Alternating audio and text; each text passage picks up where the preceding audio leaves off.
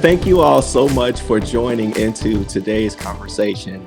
I am talking with an individual who started out as a colleague, has become a dear friend, a mentor, a brother in the faith that we share, a counselor of mine, and a man that I genuinely look up to, who knows a lot about the topic that we're going to be discussing today, which is all about making difficult transitions and changes in your career and bold leaps when it comes to your career as well. For those who don't know me, my name is Dom Jones. I'm the founder and principal consultant of Lead with Talent, where our focus is all about empowering leaders and organizations to achieve purposeful impact. And we do that through consulting, through training, and through leadership development content. Sonny, thank you so much for carving out time to talk with us today. Yeah. Well, thank you for allowing me to do this. When you talked about, you said the words purposeful impact, and honestly, I mean, you're the guy. Uh, That's always been your person. Your purpose, and I feel like just being able to have some conversation around that for what you're doing. Yeah. And if I can offer anything that helps encourage you to continue down that path, I'm excited. I'm excited to do this.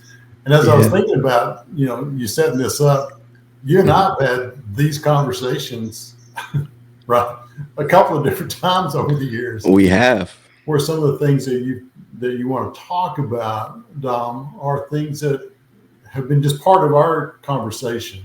Mm-hmm. And so I'm looking forward really to just continuing some of that conversation that you actually initiated several years ago. So, yeah, absolutely. Very transformative conversations we've had over the years. Maybe for starters, Sonny, tell us a bit about who you are and the type of work that you do. Sure. So I've been married for 43 years, have 2 daughters, and 4 grandkids, and life is good. I find myself doing something today, Dom, that, if somebody had told me 10 years ago I was going to be doing what I'm doing, I probably would have just laughed at it and went, probably not. I'm a native Texan. I married a native Texan. People laugh all the time. So, well, have you ever lived anywhere else? Well, yeah, we've moved 4 times. Yeah, moved outside of Denton County. There you go. Just really been blessed with solid foundation. I had 2 long careers. I had one 15 plus year career with what's known as Tom Thumb stores, locally, Cullum companies. So I had a long career with them. The last 10 years with them, I was in corporate headquarters doing some fun things. And then I had some transition out of that because they got sold to another company, and I didn't want to move. Yeah. So stayed here locally, did a couple of consulting gigs with Perot Systems back in the day, Coopers and Lybrand, PricewaterhouseCoopers. So I had some short stints with them, and then I began in 2020 a nice long career with hired in. It was SBC Telecom. And then there was some organizational changes and became AT&T and had a really great career opportunities with AT&T until the end of 2017. So 17 years, and because of some things that happen organizationally, which happens to many people all the time. It does. AT&T used the words for me that I was no longer essential, and that's a tough message, if you will. And I would like to say I took it with a great amount of grace. I did not. Right, and I was on vacation when I got the message, and so everything around that was really negative. What it allowed me to do, it freed me, if you will, once I got past the messaging of not being essential, because it was me, and there's a big group of people in that message, if you will, that were deemed non-essential. And nobody wants to be told they're not essential. Sure. And so my mindset was, well, we'll just see. AT&T has done just fine. Yeah. Yeah. Apparently, I was not essential. so they did just fine without me. Yeah. And the amazing thing, Dom, for me is that when I look back at that, because I could have approached that, and we're talking about transition, right? Mm-hmm. I could have approached that transition with a lot of bitterness and anger, but I've got some really good friends that that I was able to sit with, and I got some really good counsel from some brothers really that are have all walked this out before me, and they assured me that I would be okay. And one of them actually told me straight up that, well, finally, you're free to do what God's called you to do. Wow. And just hearing that, Dom, was very reassuring that there's truth in that. There's real truth. And if when something ends, that just means for me or for anybody listening that something's about to begin. There's a book by Dr. Henry Cloud, and he's really good. But the book is called Necessary Endings.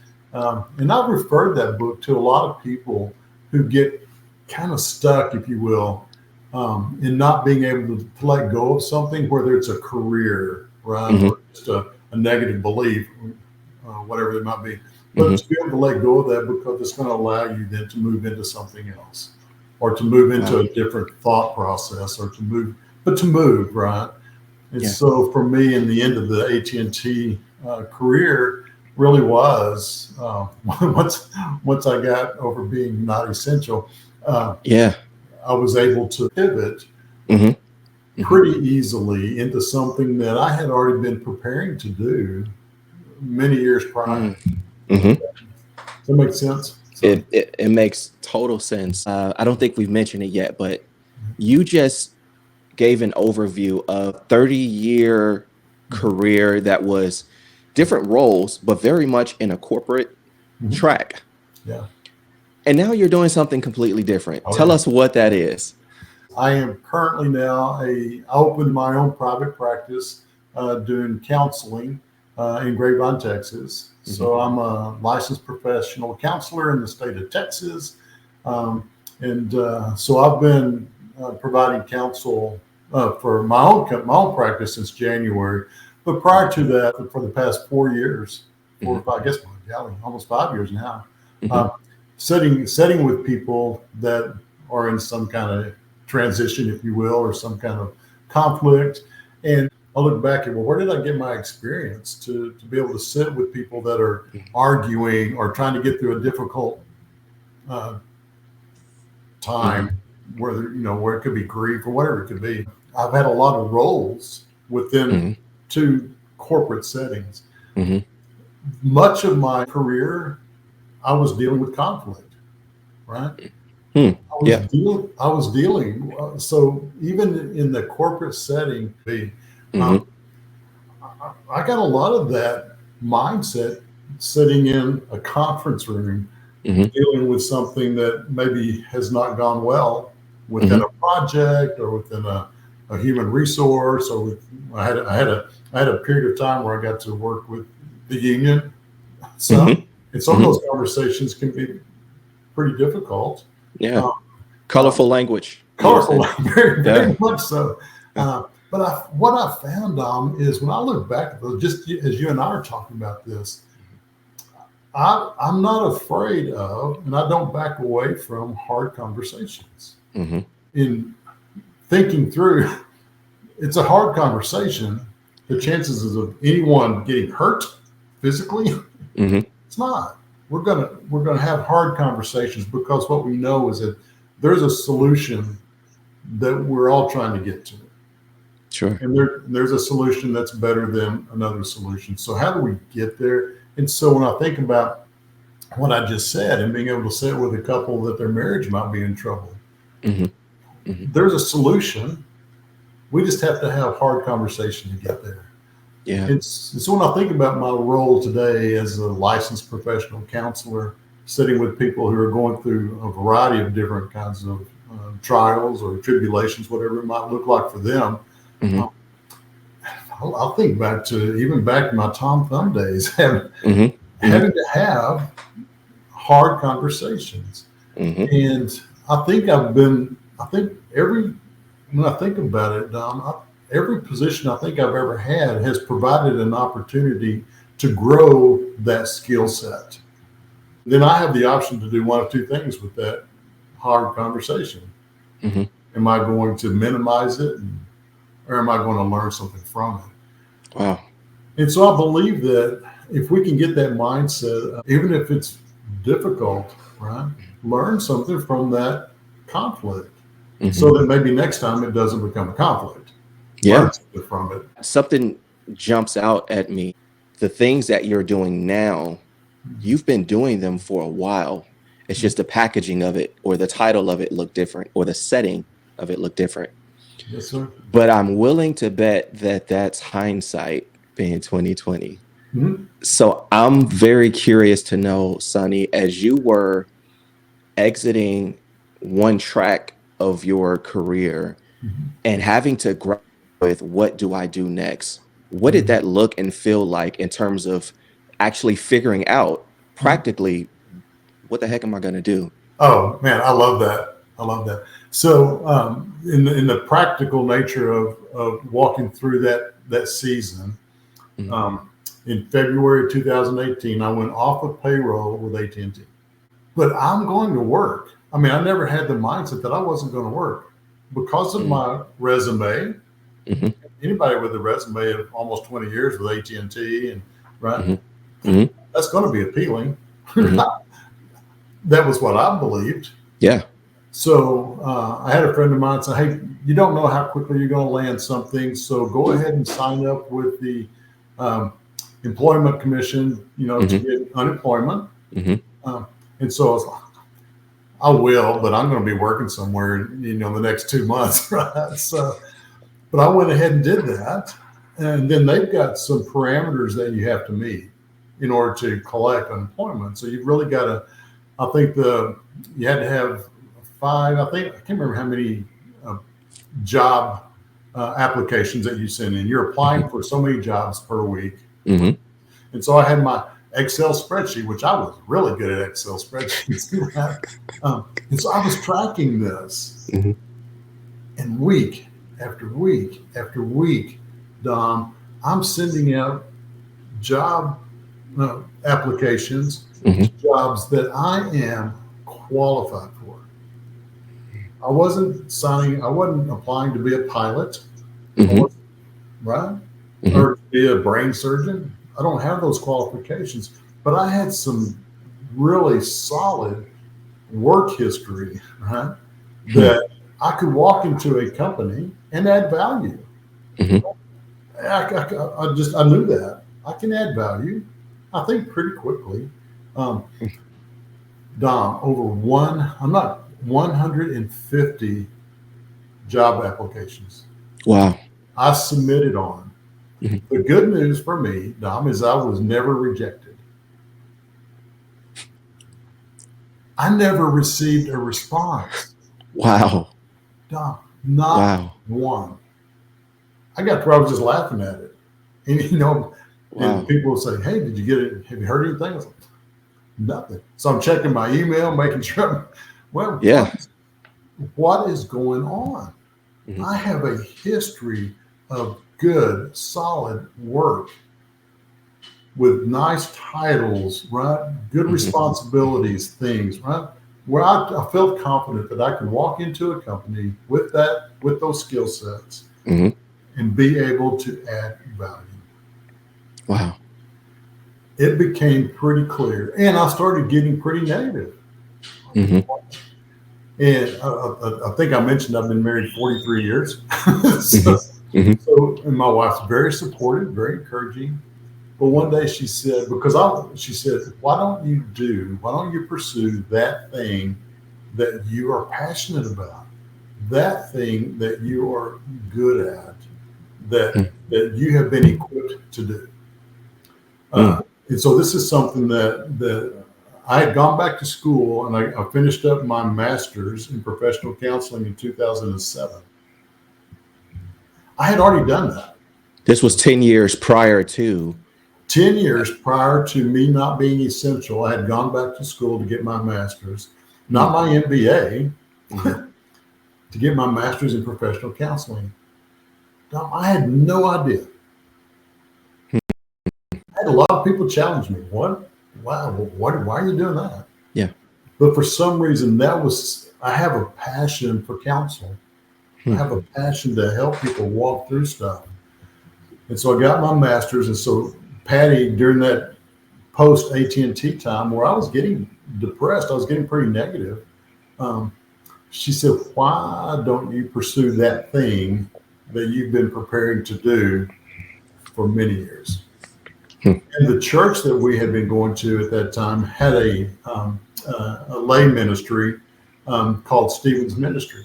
And so I was a Stephen's minister at the church. And so that's non-staff counsel for people who go to the pastors and, hey, I'm going through hard times, or somebody I can talk to. Well, you had to go through training to be a Stephen's minister. And so I had already been doing counsel. I'd already been counseling people just in that setting. And so all these things that were kind of, if you think about them separately, well, why was I doing Stephen's ministry? Why did I go back to school to get my, all of a sudden it started kind of filtering down to, oh, it's all of this because I am now prepared to pursue that thing that I am passionate about, and I have the skill set now to do it. The transition became pretty fluid once I said, okay, let's see what that looks like. And I started pursuing some of those. Well, let me talk to this person. Then I became aware of people that were doing this, that were counselors, and started talking to them and getting some insight as to what do you think? I'm like, we'll say I'm 60. So I'm 60 years old. Am I going to be able to offer counsel to someone? Would somebody see me? And you know what emerges to me from what you just said, and we're going to talk more about this in just a second, but it takes courage to move fields. It takes courage, but that courage that you built didn't happen overnight. And I suspect much of it was built simply by saying, I'm going to go back to school for this and invest in an area that doesn't make sense on paper, but it fills me and it fuels me.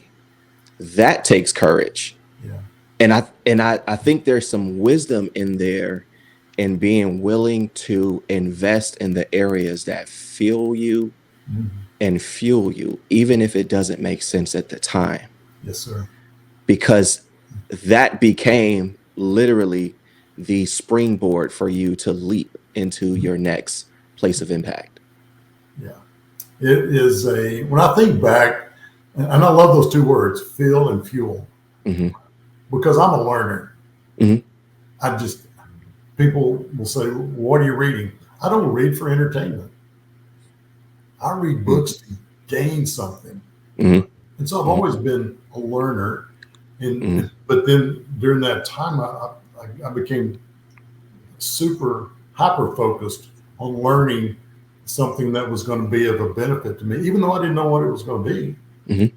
If it just made me a better listener. Right? My wife wanted me to go get my master's in counseling so I would be a better listener. So if that's all it did, it probably saved my marriage. That's clever. That's clever. Yeah, so. And evidently you weren't doing well because it had to be at a master's level for you to really improve in that area. Yeah, I needed really full immersion. I need some expertise in that. Oh man. But I think it is interesting, Don, when we can look back And I want, man, for people who may hear this, even for the folks who may be 5 years into their first career, whatever it might be, right, Mm, is to don't discount what you're learning, mm, because you may not realize, I don't want to be involved in AI, or I don't want to be whatever it might be. mm, Don't, I love what you said. Don't be afraid to learn, mm, even though you may not recognize any immediate use of that particular learning. mm, It just goes in your backpack. I think so many times we'll discount going to a conference, or we'll discount having to read a book. Man, I do those things with intent. Well, mm, I'm going to go, mm, I'm going to expect to get something out of it. If I'm going to go to a meeting in a conference room with people that I may not, it's like, why am I invited? Well, I don't mm, know, but I'm going mm, to go with the intent to do a couple of things. mm, I'm going to be connecting with other people, mm. and I don't know why, but I'm going to connect with some guy named Don Jones, right? I don't know. Right? I Well, remember. right. I'm going to connect with. I don't know why, but Mm, we're we are so relational people, but we can mm, get so self-focused.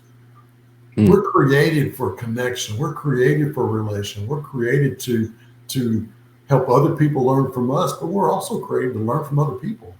mm. We can get so focused on, I don't need this, I don't want this, and we minimize the effect of what that learning could be for us at some point in time down the road, Mm. or what that relationship might be. Something that is adjacent to this topic is this notion of being willing to start over Mhm. as the new kid on the block. Yeah.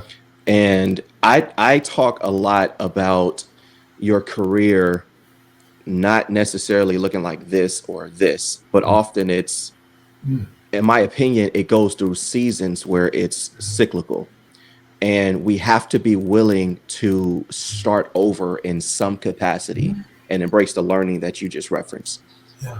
So I want to talk a bit about what your experience was Mhm. after so much time knowing a certain field and being proficient in it. Mhm. You then jumped into one where you had to learn Yeah. as a novice. What was that experience like, and what were some of the principles that you learned from it? Sure.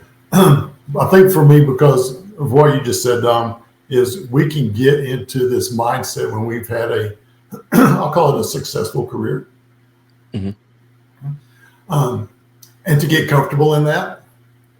So I know what I know, and I mhm, know what I need to know, and I'm good. mhm, And to get comfortable in that, and so you leave that comfort zone that you're in, and all of a sudden you find yourself going someplace where, wow, this is new. This is new territory. mhm, This is a new season. This is They're saying words I've never heard before. mhm, mhm, They're talking about clinical things, right? They're talking about diagnosing people with. So it's like, man, that is new, mhm, and so I had to be able to step back and go, okay, I don't know anything. mhm, I know nothing. mhm, And I need to hear everything. And the good thing for me is I picked well when I was looking at who do I want to be my supervisor through this process. mhm, Who do I want to? Who are the people that I can bring into this learning experience for me that I can? They won't get tired of me asking questions.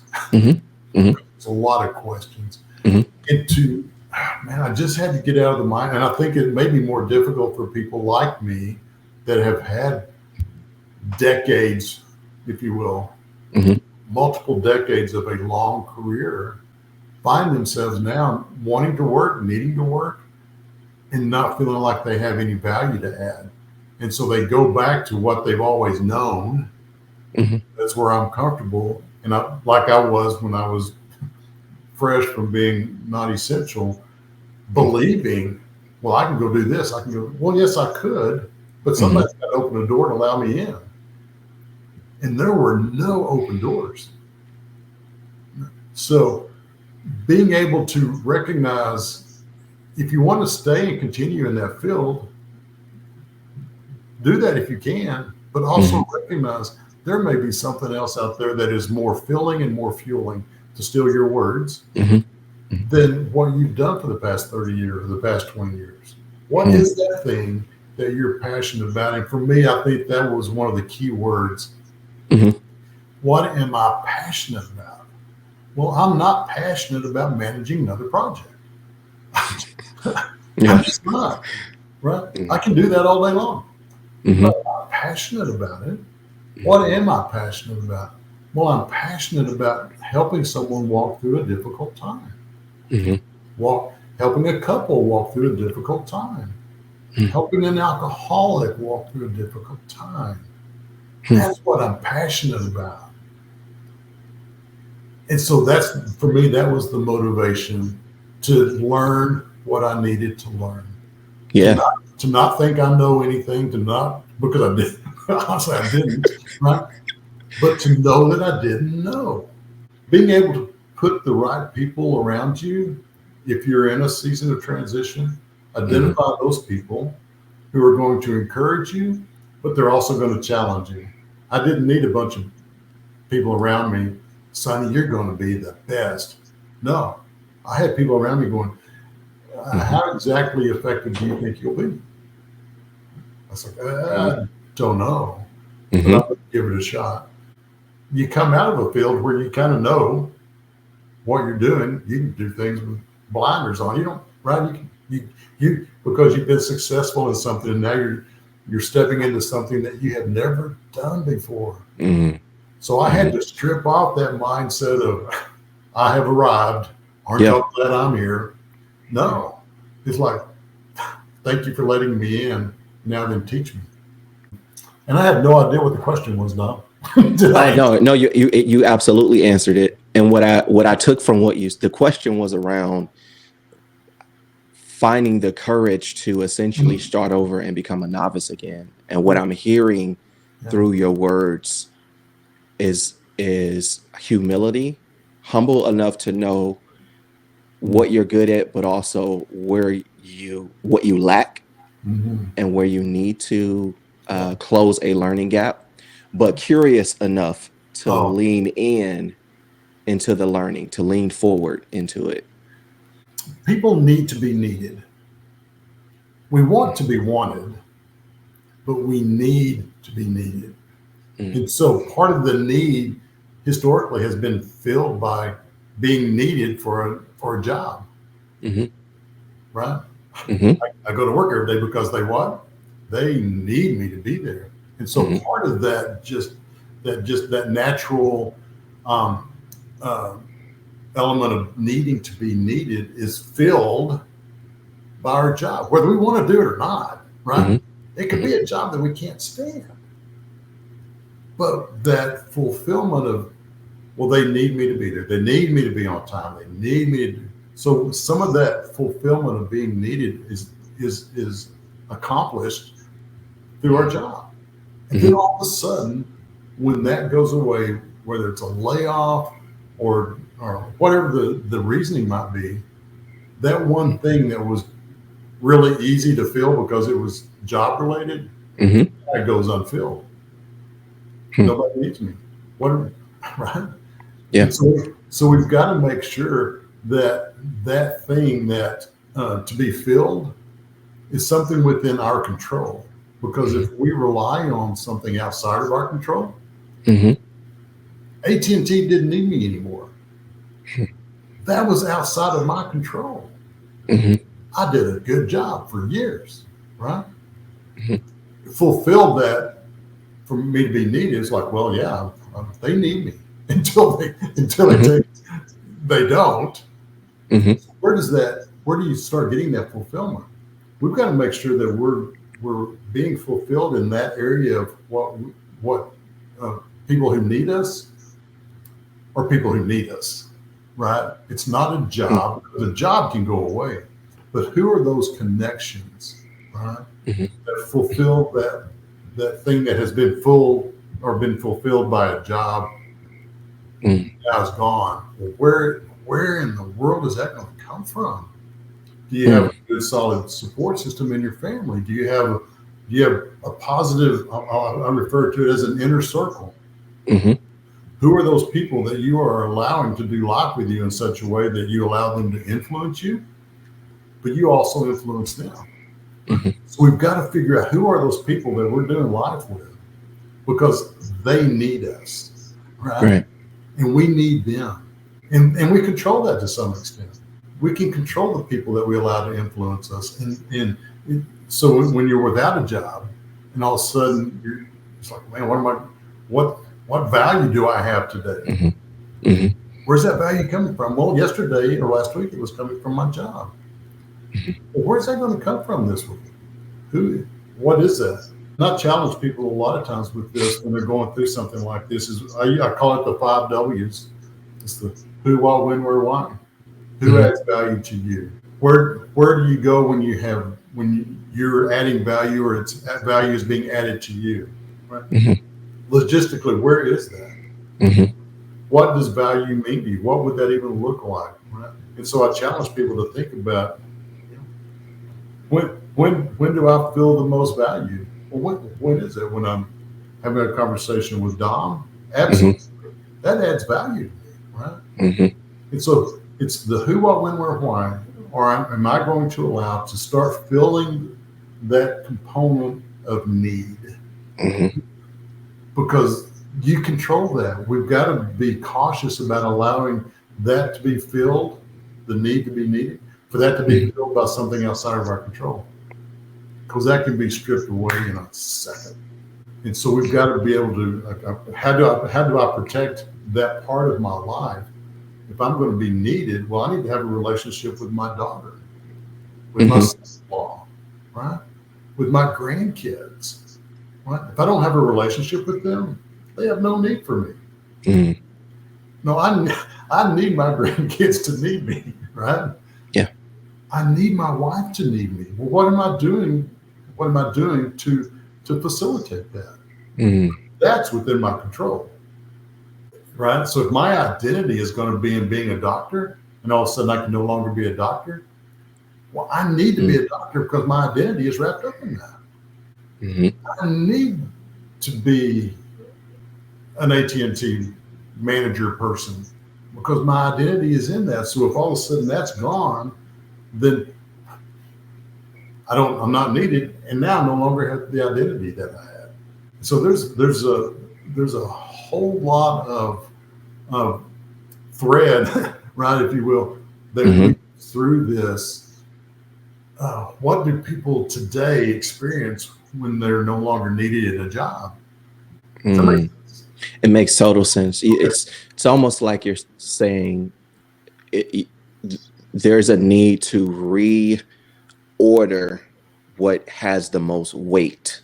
Absolutely. For us, and for many, myself included at times, the largest weight came from the role that you played in a corporate setting, mm-hmm. your job assignment. Wow. Sonny. Yes, sir. I'm going to do my best to land this plane. Okay. I think the last several minutes have validated so much of what you said, in that what makes you such an effective counselor is that it flows from who you are. And you just demonstrated that by your last answer to that question. And I hope that it adds a lot of value, a lot of comfort, and helps to reorient and encourage many who are walking through this sort of experience. Maybe in closing, Sonny, you're doing this for a living and you're helping so many who are walking through things like this. Mm-hmm. Share how people can get in touch with you and connect with your services and how you can help. Sure. Thank you. Thank you for that. My practice is called Trellis, Trellis, Christian Counseling. Go to the website and just reach out. I've got a phone number, 972-607-9690. Mm-hmm. You can call that as well. And I'd be glad. I mean, I'm pretty lousy at this. I offer a 15-minute free consultation. They usually go about 3 hours. Okay. Thank you all. Thank you all again for listening. And we look forward to you joining the next conversation. Until then, lead well.